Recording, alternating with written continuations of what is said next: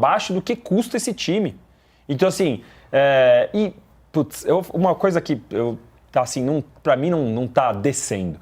O Memphis é muito participativo, ele faz gol, ele dá assistência e tal, mas quando o Corinthians está precisando, aí foca a câmera nele, parece que ele está viajando, parece que ele não está com sangue nos olhos, não está envolvido, sabe? Então, às vezes eu olho e eu falo, tá faltando. A torcida do Corinthians ama tanto, você vê que o estádio vibra até mais quando o Memphis faz gol, quando vai e joga a faixinha, mas eu sinto que falta um cara ficar com aquele olho de pé da vida, sabe? Ontem era noite de ele pegar a bola debaixo do braço e falar assim, gente, toca em mim, que nós precisamos ganhar esse jogo e eu vou decidir. Posso falar só uma coisinha sobre o Coronado? Gente, eu não sei como ainda acreditam, ou tem gente que ainda fala... É que ele fez um negócio contra o Inter, nossa, é craque, mas... Tudo bem, eu escrevi no texto hoje, ele fez o 4º gol contra o Inter. Os outros 3... já tinha sido o Yuri Alberto. E quando ele fez, o adversário estava com 1 a menos. Ele tem que jogar no jogo de ontem. Que o Corinthians precisa ganhar, e ele entrou para dar criatividade para o time, e ele não consegue, ele não decide. Ele vai para o lado, ele toca a bola de lado, passa do meio campo, ele joga a bola na área, e não é isso. E pelo valor que ele veio para o Corinthians, sem ter jogado em nenhuma grande liga, sem ter jogado em nenhum grande time espalhado pelo mundo, e ser recebido ou ser falado como se fosse um grande craque, ele não conseguiu ser titular do Corinthians até agora, em nenhum momento. O Garro está machucado faz uma cara. Quem seria a substituição? Ele não consegue. Contra o Santos, na semifinal, que deveria ter jogado, ele também machucou não sei aonde. Ele treinou na semana, o Garro não pôde jogar. Os Dias preferiam mudar o Depay de lugar do que pôr o Coronado. Exatamente. Então, cara, o elenco, além de ter buraco, como o Danilo falou, tem buraco mesmo. Defensivamente tem vários buracos. O miolo de zaga, você faz qualquer dupla ali, não funcionou nenhuma. É muito fraco. Ele é muito mais fraco do que o time. Quero dizer, o time do Corinthians completo é um bom time. Nada decepcional, um bom time, mas o elenco é fraco. E ontem aí no Michael jogou bola, hein? Fazia tempo que ele não jogava, mas ontem ele até que jogou bem. A gente vai falar de alguns personagens do Corinthians, mas antes vamos colocar aqui os resultados da Sul-Americana de ontem. Tivemos Nacional Potosí 2, Guarani 2, Vitória 1, Defensa e Justiça 1. Esse empate que o Vitória sofreu praticamente tira a chance dele de classificar ainda. Sportivo Luquenho 0, Godoy Cruz 1. Boston River tomou de 5-1 do Independiente. O Corinthians empatou com a América de Cali e o Melgar perdeu para o Lanús por 1-0. O Corinthians, entre outras coisas, a gente está falando sobre personagens, ele tem a defesa mais vazada entre os 20 clubes da Série A. São 36 gols. É uma média de mais de um gol por jogo. Olho na tela aí, com as piores defesas da Série A em 25. O Corinthians tem 36 gols sofridos, o Mirassol 33, Grêmio 30, Sport 29, Vitória 28 gols sofridos. Os top 5 dos times mais vazados. A fato é que o Corinthians também, defensivamente, também não achou a sua dupla, né? Tenta tenta outro. Não é que não achou. Não tem. E quem tá no banco é sempre melhor. Sempre melhor sentado no banco. Aí entra... Por exemplo, ontem jogou André Ramalho e Kaká. Cara... Gente, não funciona. O Gustavo Henrique é o melhorzinho, na minha opinião, porque ganha na bola aérea e ele tem uma passada larga numa cobertura. Agora, quando joga os outros 3, o Félix Torres já ninguém quer mais lá, né? Quando joga os outros 3, cara, é um desastre, é um buraco, é uma confusão. E o Dorival falou, depois do jogo, sobre a questão, sobre o Bidon. Ele falou que colocou o Corinthians com o meio de campo formado por Carrilho, Martínez, Maicon e Bidon. Alguns torcedores questionaram se não eram muitos volantes e ele explicou que sua concepção, o Bidon não é um volante e comparou ao Coronado, que a gente acabou de falar aí. Aspas do Dorival. O Bidon, na minha concepção, não é volante. Ele também tem características de meia como o Coronado. A intenção era ter um preenchimento no meio maior para que pudéssemos igualar a troca de passes do adversário, que tem paciência para jogar e que estava inteiro jogando com muita segurança. No segundo tempo, melhoramos consideravelmente. Encurtamos o campo e a equipe adversária teve menos posse. Ainda precisamos de muito para chegar a uma condição onde encontremos, ele adora esse tempo verbal, uma regularidade dentro da partida. Também falou da questão física, que o time fisicamente são muitos jogos em sequência e tudo mais, Casão. No segundo tempo melhoramos consideravelmente. Não, assustadora essa entrevista. Não, né? Duas coisas que me assustam nessa fala do Dorival. Primeiro, o segundo tempo nós melhoramos. Muito pelo contrário. O segundo tempo o América dominou o Corinthians. Pôs o Corinthians na roda por muito tempo. Fez o gol de empate e depois tocou. Quando eu estava assistindo o jogo, deu uns 15, 20 minutos, eu tive curiosidade de ver a estatística do jogo. O América tinha chutado mais, né? Eram 9 na hora que eu olhei. Tinha acertado mais no gol, que eram 4. A posse de bola era enorme em vez do Corinthians. O América dominou o segundo tempo. E aí a outra fala assustadora que nós acabamos de falar aqui, cara, o Coronado está atrás do Bidon agora. Isso, Porque o Garro não jogava, ele era o substituto do Garro, não entra. Aí agora o Dorival acha que o Bidon é um meia criativo. Então o Coronado é atrás do Garro, atrás do Bidon e atrás do Memphis. Porque eles preferem, como você falou, puxar o Memphis para meia do que colocar o Coronado. Então, o que o jogador está fazendo lá? Não é absurdo o valor que esse jogador ganha para ter essa situação no Corinthians? Sabe? O Augusto está numa situação bem delicada, né? Sim, vamos falar disso. Bem pesada. E isso aí, essa condição pesada do Augusto, não é tudo culpa dele, porque ele pegou aquela herança maldita do Duílio Monteiro Alves, mas esses pontos de salário alto, de contratações caras, que o valor do jogador não é compatível ao valor que foi gasto... Está na conta dele. Tá na conta dele. Entra na conta dele. Olha, a gente... Sempre. Bom dia, bom dia.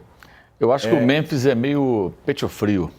Pecho frio, boa. Aliás, quando você podia falar isso de novo... Aquele jogo contra o Flamengo ali, ele sair daquela hora, daquela maneira, uma disputa de bola que nem houve uma pancada, nada. Disputou uma bola com o Léo Ortiz, se não me engano. Um lance normal, de repente começou a bancar, estava 1-0. Daqui a pouquinho vai e tal, ficou em campo, ó, o repórter na transmissão, Memphis pediu para sair. Aí, 2, 3, saiu. Saiu. Cara, um jogo daquele, o cabeça do time, o cara do time, o cara mais caro, mais famoso, mais importante, só sai na marca, meu irmão. Você tem que ficar até o final, sabe? Saiu, deixou. Aí você vê, eu falei durante a semana, o Romero, coitado, né? O Romero correndo, feito bobo. Os caras do Flamengo botaram ele na roda e ele correndo lá, até ele deu uma pancada no Wesley. Tomou até um cartão por conta disso. Ele, na hora ele falou, cara, eu tô aqui marcando a saída do adversário, ninguém vem. O Bonitão já estava lá no banco, lá, fazendo um tratamento. Aí teve o jogo do Novo Horizontino, não jogou. Chata essa viagem, né? Depois ele reapareceu. Vai de ônibus, teve ônibus. Você tocou num bom ponto. Eu tô batendo nessa tecla faz tempo. O Memphis ou não vai nos jogos fora, ou quando vai não pega na bola.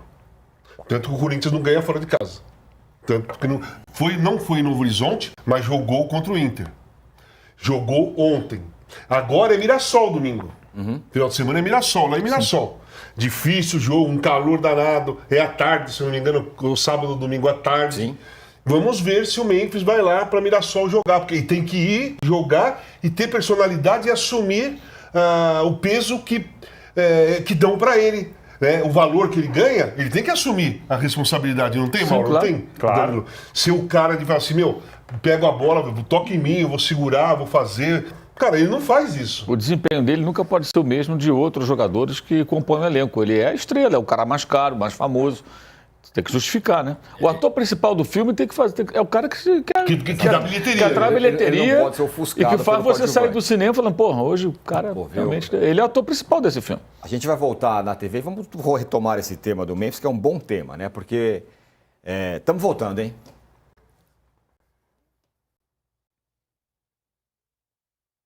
Estamos de volta na TV, a gente estava trocando figurinhas aqui sobre o Memphis e agora o Mauro está com a gente com uma linda camisa só com mãos de guitarra, coisa maravilhosa, sensacional.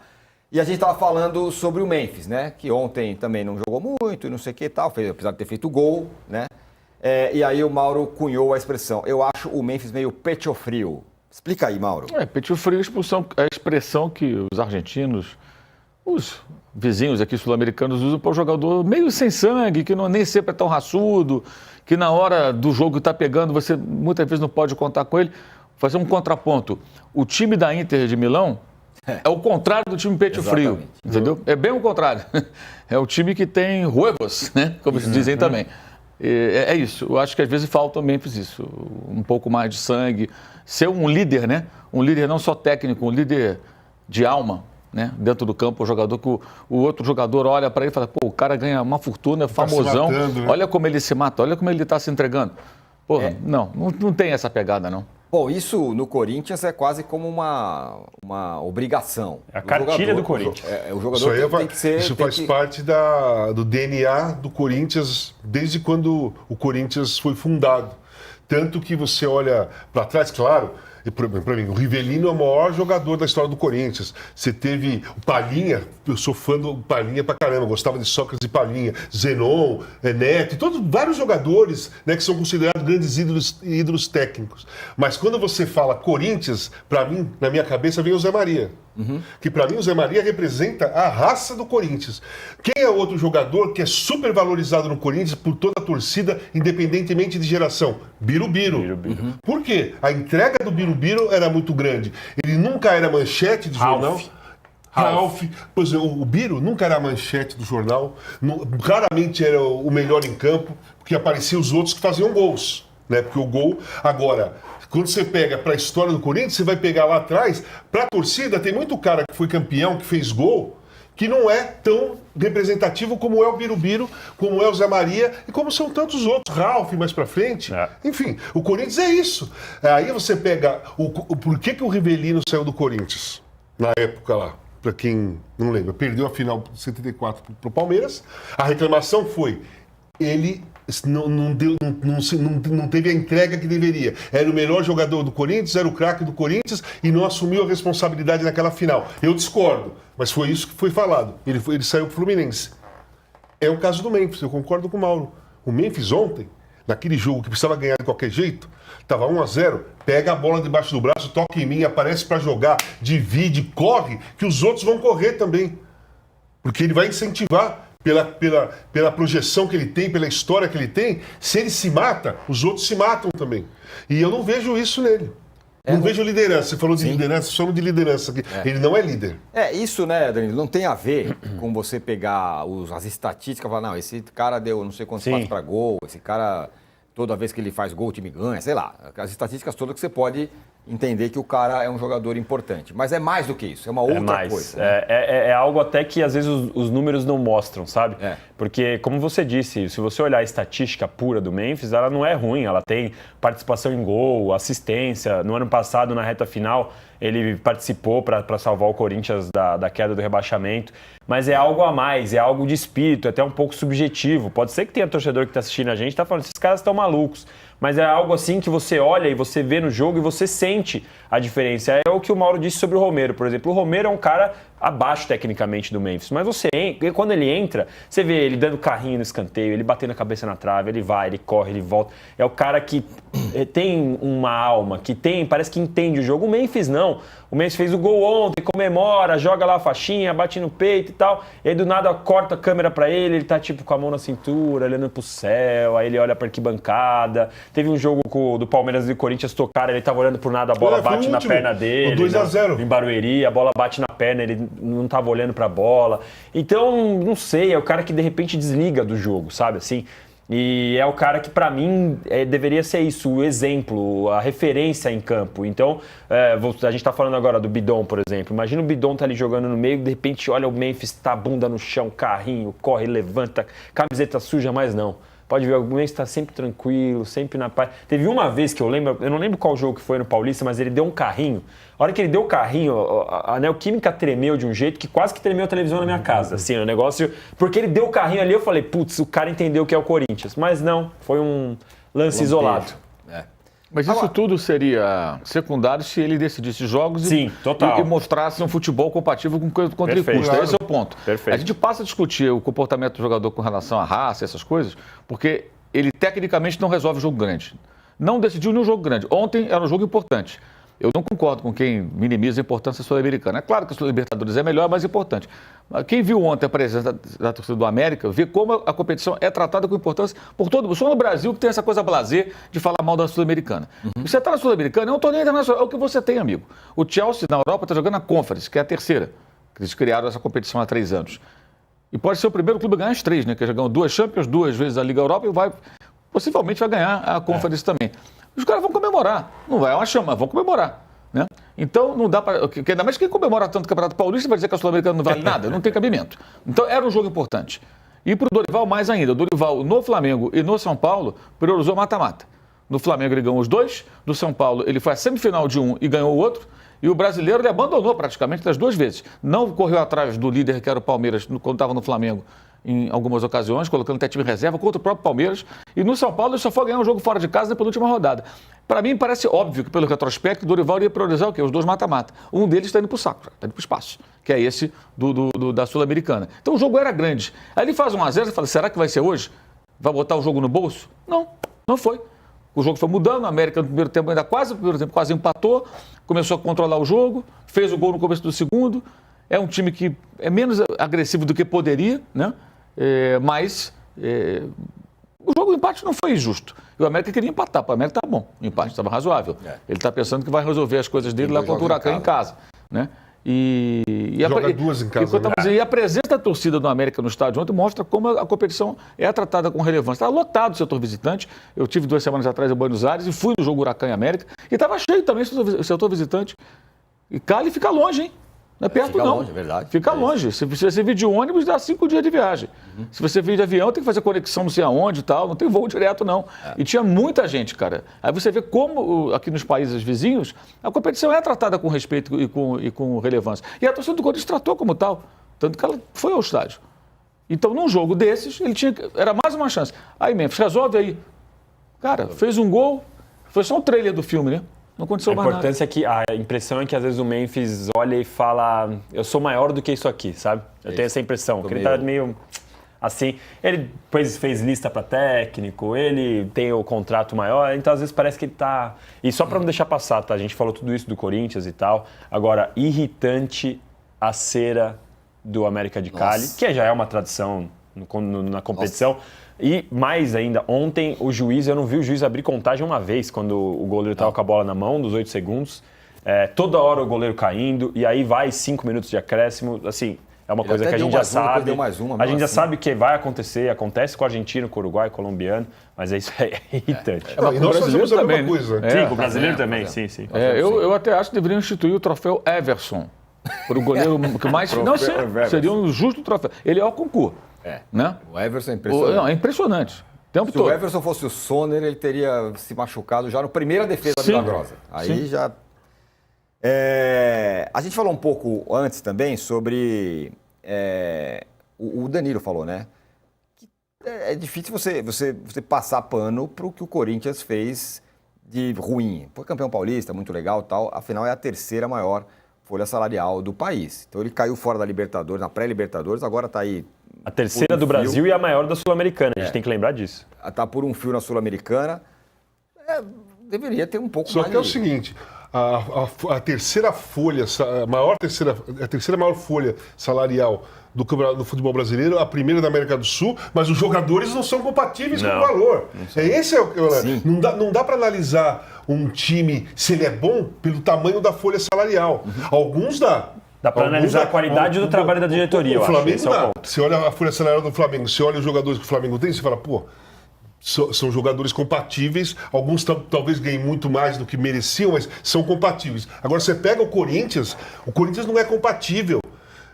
Vamos voltar ao Coronado? O Coronado ganha 1,5 milhão, 2 milhões por mês e não jogou nenhuma liga importante, nenhum grande time, não passou nem perto da seleção brasileira. Cara, se você contrata o Memphis vem pro Corinthians, o Coronado ganha 2 milhões, quanto o Memphis vai ganhar? 4. Porque ele tá ganhando 4, ou 3,5, o que for, 4. Porque você quer comparar um cara que disputou a Copa do Mundo, um cara que disputou a Eurocopa, um cara que jogou titular da seleção holandesa, com um jogador que não jogou em nenhum lugar e o cara ganha 2 milhões? Então todo mundo que vem pro Corinthians vem com esse parâmetro. Qual é o parâmetro?